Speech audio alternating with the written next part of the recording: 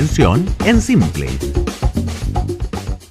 ¿Cómo están? Bienvenidos y bienvenidas a nuestro estupendo programa que se llama La Convención en Simple, tal como lo indican aquí nuestros jarritos de café. Epa, que ya tenemos jarrito de café.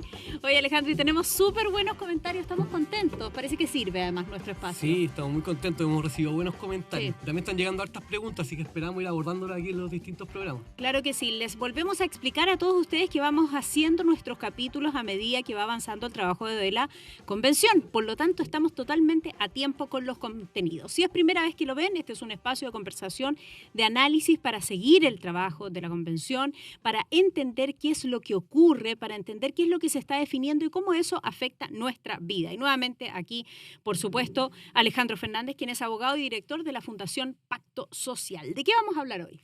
Hoy día vamos a hablar de las formas de Estado.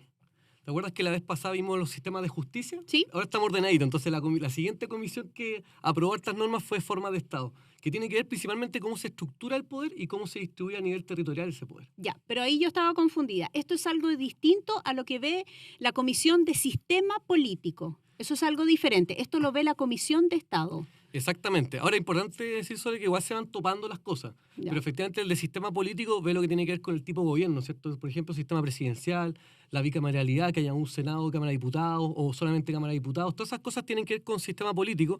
En cambio, forma de Estado tiene que ver con cómo estamos, como digo, cómo se distribuye el poder. Por ejemplo, hoy día tenemos regiones, provincias, comunas, ¿cierto? Pero se vinculan. Vamos a ver que igual se van topando los distintos contenidos de la propuesta de Constitución. Ya, pero el trabajo en esencia es distinto. Entonces, Es distinto. la Comisión de Estado es lo que vamos a analizar precisamente hoy. Partimos entonces de inmediato. ¿Cuántas formas de Estado existen y cuál tiene Chile hoy? Mira, primero aclarar que en general siempre como que los profesores de constitucional ordenan como en categorías, ¿cierto? Pero finalmente uno podría decir que cada país tiene una forma de Estado particular, ¿no? Porque tú no tienes que decir como adhiero a esta o esta otra. Ahora hoy día podemos partir con la realidad chilena de un Estado unitario, ¿ya?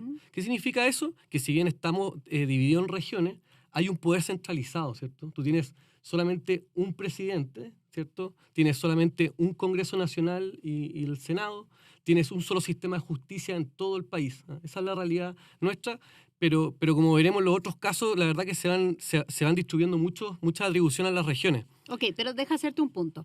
Es decir, que esas normas, las grandes normas generales, rigen para todos nosotros, vivamos en Arica o vivamos en Magallanes. Exactamente. Es decir, esto es igual para todos nosotros, a la diferencia de lo que pasa, por ejemplo, en un sistema como el de Estados Unidos, que probablemente tú vas a comentar más adelante, donde en algunos estados está permitido el aborto, en otros no, siendo todos, comillas, ciudadanos del mismo país o ciudadanas del mismo país. Exactamente, de hecho justo anticipaste la otra forma de Estado que íbamos a ver, el Estado federal.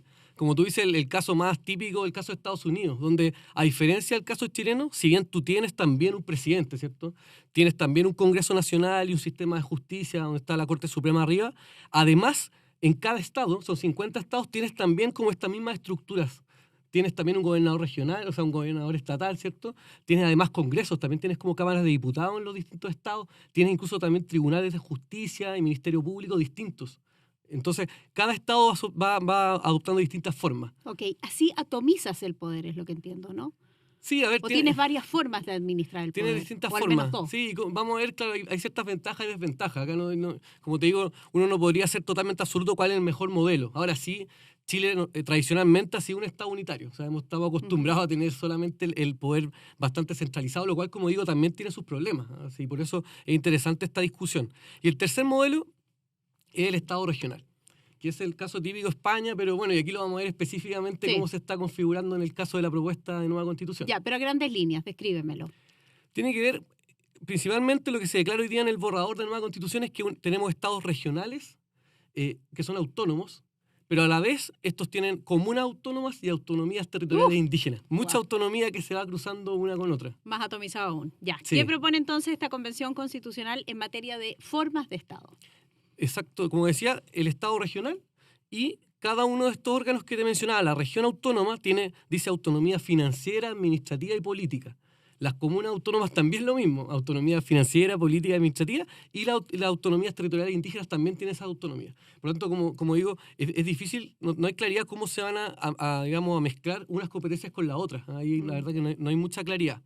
Entonces, vamos bajando qué significa cada tipo de autonomía. Vamos. En el caso de las regiones autónomas, la autonomía política tiene que ver principalmente con la idea de que tienes un gobernador regional, ¿cierto?, que es electo democráticamente. En ese sentido es parecido a lo que tenemos hoy día, pero con más atribuciones, muchas más atribuciones que hoy día. Sí, porque ya tenemos gobernadores, elegimos gobernadores. Ya elegimos gobernadores regionales, que es algo bastante inédito. De hecho, tiene que ver con descentralizar el poder. Pues antes desde Santiago, ¿cierto?, designar a los intendentes de cada región. Entonces, tienes por un lado un gobernador regional electo democráticamente y tienes también asambleas regionales, que son una especie como de congresos. Mini congresos. Exactamente, mini congresos, mini cámaras de diputados, que son electos también en forma directa por las personas. Lo que pretenden estas asambleas legislativas, o sea, regionales, es tener ciertas facultades para hacer leyes. Y ahí es donde entra la discusión sobre la igualdad ante la ley. Hoy día, la verdad que, para ser justo, está bastante limitado el tema de la posibilidad de hacer leyes. Tienen que pedirle al Congreso, que todavía no sabemos cómo va a estar compuesto, que le transfiera ciertas facultades para poder legislar algunos temas específicos. También pueden presentar proyectos de ley, ellos como asamblea, pero al Congreso. Y yo diría que principalmente tienen que ver con esos asuntos. Pregunta más bien de opinión. ¿Por qué se metieron en esta discusión?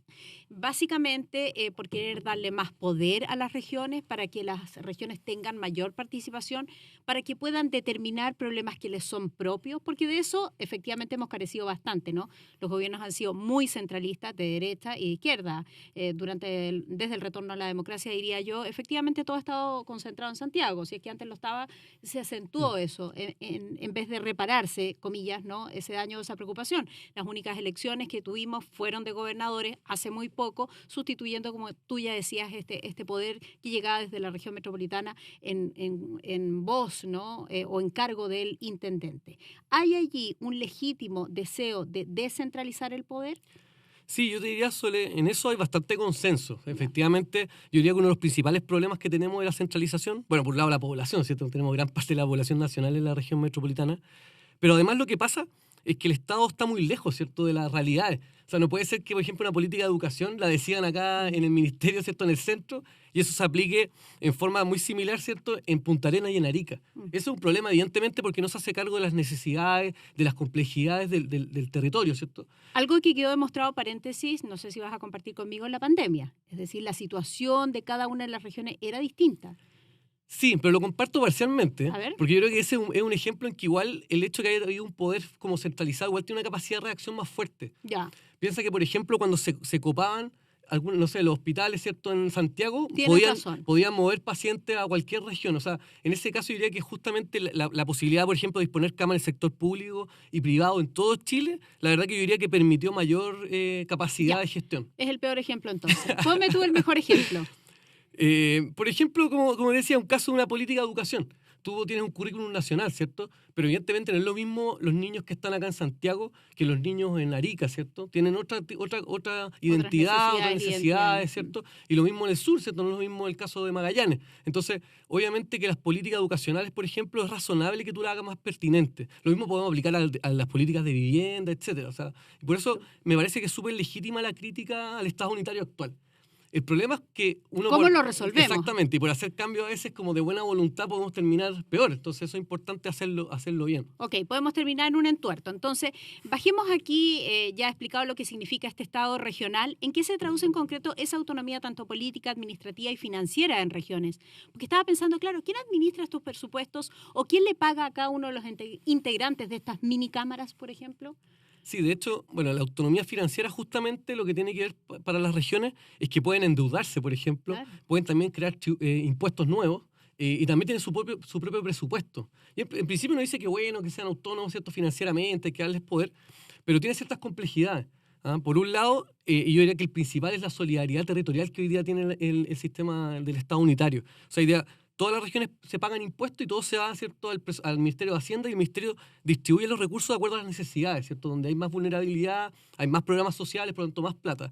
Versus un sistema de autonomía financiera donde, por ejemplo, Antofagasta, que tiene muchos recursos, tiene el cobre, podría decir, oye, dejémonos la plata acá, ¿cierto? ¿Por qué tengo que estar financiando otras regiones más pobres? Comillas, que es lo que siempre han estado alegando. Además. Exactamente. ¿Por qué las empresas mineras no dejan la riqueza acá y por qué esos recursos se toman y se reparten a lo largo y ancho de Chile? Exactamente. Y en el caso, y al revés, en el caso, por ejemplo, de la Araucanía, que ya es una región que tiene mucha pobreza, si no recibiera estos recursos adicionales desde el nivel central, habría más pobreza todavía. Entonces, como digo, si bien suena bien la autonomía financiera, hay que ver exactamente cuáles son sus límites porque puede terminar jugando en contra de las personas. ¿Quieres agregar algo más sobre esta traducción en concreto, autonomía política también y administrativa? Porque decíamos, ¿en qué vamos a notar esta autonomía, tanto política, administrativa como financiera? Sí, yo te diría, bueno, el otro tema que se critica es la igualdad ante la ley, como tú decías, Sole, porque si bien las asambleas regionales no tienen amplias facultades legislativas hasta ahora,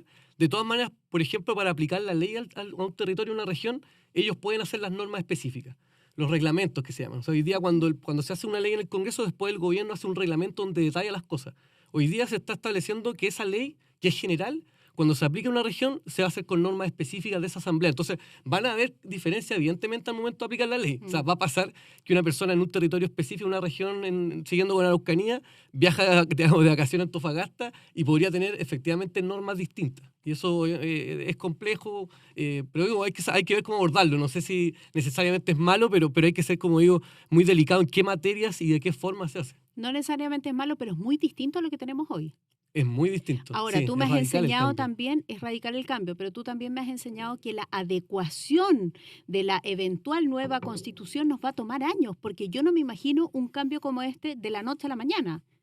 No, todo lo contrario, imagina. O sea, además esto incluye también una burocracia estatal más grande, porque tenéis que replicar muchos servicios del ministerio, elegir más políticos, ¿cierto? Las asambleas. Entonces, efectivamente, tienen mucho gasto de plata y además muchas leyes, porque esto es un cambio súper revolucionario. O sea, básicamente nuestra historia como en Chile es de Estado unitario. De hecho, no te acuerdas, pero uno cuando estudia ahí en el colegio hablábamos, ¿cierto?, de una constitución federalista que fue dentro de los primeros ensayos constitucionales y finalmente fracasó. Por lo tanto, diría que toda la vida hemos sido un Estado unitario y en ese sentido, como digo, no hay que tenerle miedo a hacer ciertos ajustes, cambios para descentralizar, pero también hay que tener cuidado porque se puede tensionar mucho y finalmente podemos salir para atrás. Sí, o manteniendo la estructura. Yo primero habría probado, comillas, la figura propia de los gobernadores, porque ahí se hizo una inversión, se hizo una elección, hubo una elección democrática, nadie puso al gobernador ahí, sino que realmente ellos están elegidos democráticamente. Vamos con las ventajas y desventajas de ser un Estado regional versus este Estado unitario que tenemos hoy. Sí, la verdad que lo hemos ido abordando, al final nos vamos cruzando con los temas. Supuesto. A lo mejor podríamos de nuevo reiterarlas o ordenarlas. Bueno, el caso del Estado unitario, una de las ventajas que tiene es como la billetera ordenada, ¿cierto? Tú tienes un Ministerio de Hacienda que junta los recursos y gasta. Y en ese sentido es más ordenado y hay menos riesgo de que las regiones tengan, por ejemplo, comillas, quiebren, ¿cierto? Tengan déficit económicos porque hay un ministro y hay un presidente además que se hace responsable políticamente de eso.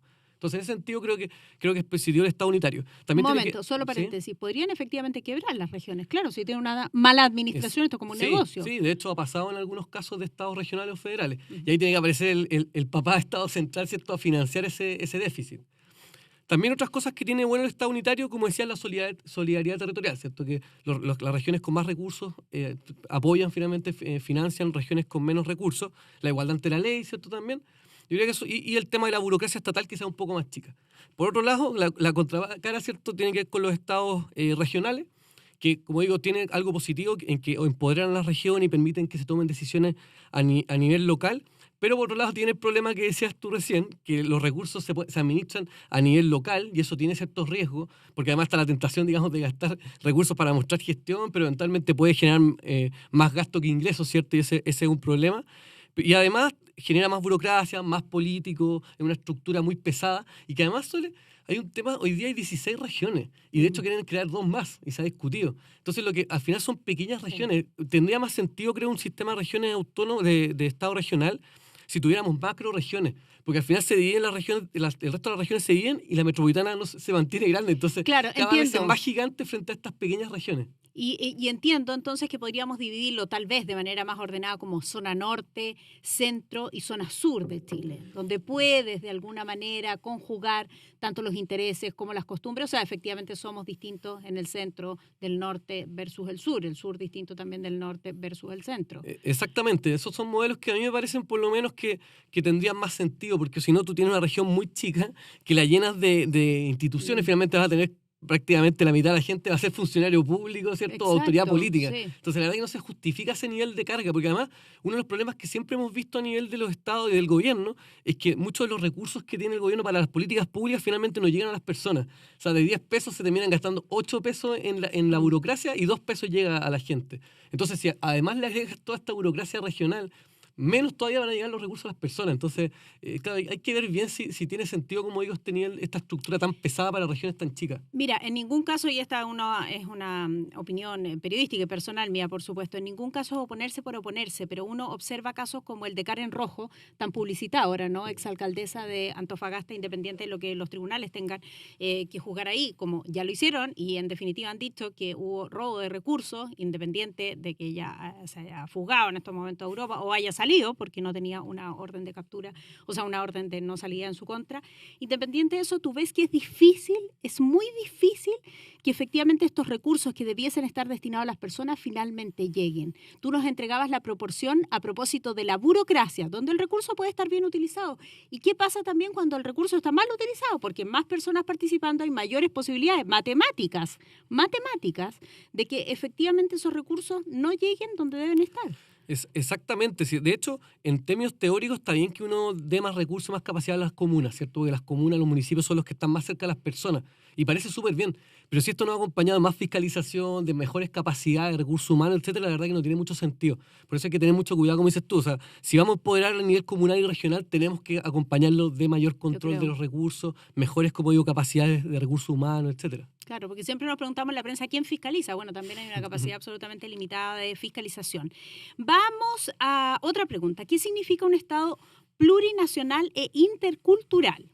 Sí, eso son la segunda y tercera patita, porque cuando esto se declaró tanto en la Comisión de Forma de Estado como también en la Comisión de Sistemas Políticos, que está aprobado. Por lo tanto, el tema plurinacional ya es transversal a todas las comisiones. Sí, uno lee las 7 comisiones y siempre aparece el tema plurinacional. De hecho, algunos han dicho que esta es como una constitución indigenista. Y en cierta forma tienen algo de razón, porque como digo, está cruzado. ¿Qué significa plurinacional? No es solamente una declaración como de principio, tiene consecuencias concretas. De hecho, a veces confundimos lo multicultural, ¿cierto? O intercultural con lo plurinacional. Lo intercultural es reconocer que hay muchas culturas, ¿cierto? Con distintas identidades, pero que conviven dentro de una misma nación. En cambio, plurinacional son distintas naciones. Reconocemos que está la nación chilena, pero también hay otras naciones compuestas por los pueblos originarios. Y de hecho lo que se aprobó ya en las normas está declarando 11 pueblos originarios. O sea, tendríamos 12 naciones en Chile. ¡Wow! Sí, bastante. Y como digo, tiene consecuencias súper concretas. O sea, yo diría que el principal como aterrizaje tiene que ver con la libre autodeterminación, ¿cierto? La posibilidad de autogobernarse. Y por otro lado tiene que ver también, que se estableció y se aprobó, con que en todo tipo de estructura del Estado y del sistema político haya representación de los pueblos originarios. Es un cambio súper profundo, la verdad. Y en el caso, y tú me paras si voy muy rápido, en el caso de la plurinacionalidad y el autogobierno, se manifiesta, por ejemplo, en que las autonomías territoriales puedan tener autoridades políticas, ¿cierto? Especiales, distintas a las autoridades políticas de la comuna autónoma o la región autónoma. Dame un ejemplo. Araucanía. La Araucanía podría, no sé, yo ahí desconozco un poco cómo es la estructura, pero podría haber un lonco, ¿cierto?, que asuma un cargo político, pronto tiene que ser electo democráticamente u otras formas que determinen ello en base a su cultura, sus protocolos. ¿Y tiene autonomía para administrar el poder o la tendría bajo este esquema? Claro, es que esos son los detalles que todavía no están claros, pero en principio tendría autonomía administrativa, financiera y política. No sabemos todavía las consecuencias hasta dónde llega. Otro tema que tiene que ver con la plurinacionalidad es lo que vimos en otro podcast, que es el tema del pluralismo jurídico. O sea, también esa autonomía territorial indígena podría tener sus propias leyes y su propio sistema de justicia. ¿Ya? También es, como digo, bien profundo y bien radical. Además, lo que te decía también, está el tema de los escaños reservados. O sea, habría que asegurarle, tanto a nivel del Congreso, por ejemplo, ciertos escaños, pero también en toda la estructura del Estado. O sea, uno podría pensar en la Corte Suprema, en las Cortes de Apelaciones, etcétera. Siempre también que haya una cuota al menos de pueblos originarios. Todo esto, como digo, no está solamente a nivel de principios, pero de eso podríamos como deducir que así sería.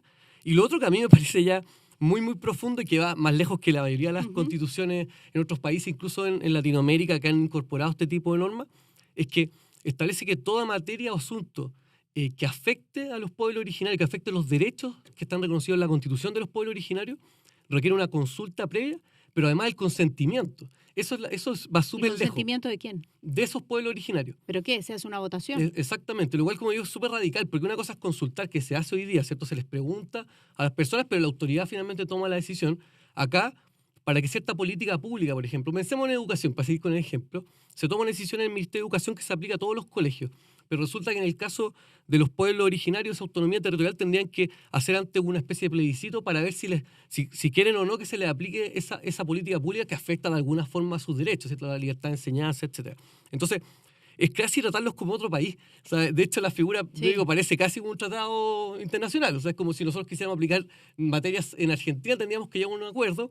De acá para ver lo mismo, o sea, tienes que tener el consentimiento de ellos, lo cual, como digo, es bastante, eso sí que es un cambio muy revolucionario, me parece. Todo lo que has dicho hoy día me parece absolutamente revolucionario, parte de del trabajo, ¿no? De la Comisión de Estado. Nuestra intención siempre es una conversación informada, una conversación experta para entender qué es lo que tenemos hoy día, qué es lo que se está escribiendo y finalmente qué vamos a llegar a votar, ¿no? Recordemos que ese plebiscito es obligatorio, todos debemos participar para decir apruebo o rechazo esa Constitución, aunque hoy día se está hablando también de la eventual preparación de una tercera vía, para que en el caso de que alguien diga rechazo, diga, bueno, ok, pero hay otro camino, no vamos a quedar aquí en la nada. Qué interesante conversación, me sorprendiste con muchos temas. Sí, están pasando muchas cosas. Demasiada. Alejandro, 1.000.000 de gracias por estar aquí con nosotros, más gracias a ustedes que estuvieron atentos a nuestro podcast y que es apoyado además todo este trabajo por la Cámara Chilena de la Construcción, y ya nos volvemos a encontrar en otro programa con mucho más contenido.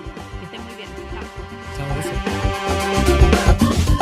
Chao. Convención en Simple.